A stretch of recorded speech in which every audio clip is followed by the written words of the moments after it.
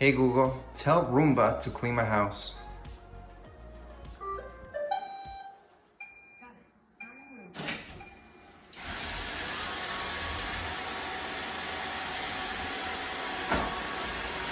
Hey guys, on today's video, we're going to be connecting your Roomba with Google Home. So let's just start up with the iRobot, right here, the app. So you need to set that up first, and then we can hook everything up. So right now in your app, you're going to go on the top left-hand side of your corner. You're going to tap right there.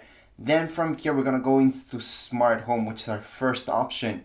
Then again, first option will say connected accounts and devices. Let's just go right into there. We're going to see Google Assistant. So that's where we need to go. Go right into Google Assistant. And then from here, you guys can see the commands that you can talk to Google in order to get your Roomba to clean your house. So let's start up with get started down here below. Then it's gonna take us back here where we can agree and link the two together. So we can go ahead and agree and link.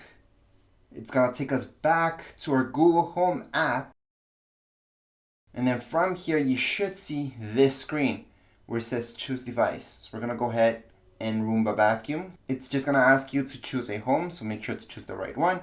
And then from here, depending where you guys usually put your Roomba, select it. However, it doesn't really matter that much, because of course you can put it upstairs and it will not make a difference right here. Anyways, let's go into next, and we're basically all done. If you scroll down, all the way down, you should see Roomba right here. So you can actually click on Roomba. It's going to tell you that it's charging, and you can always click on play.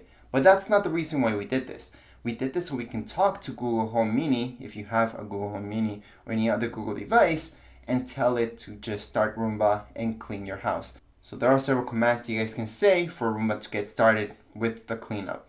Hey Google, tell Roomba to clean my house.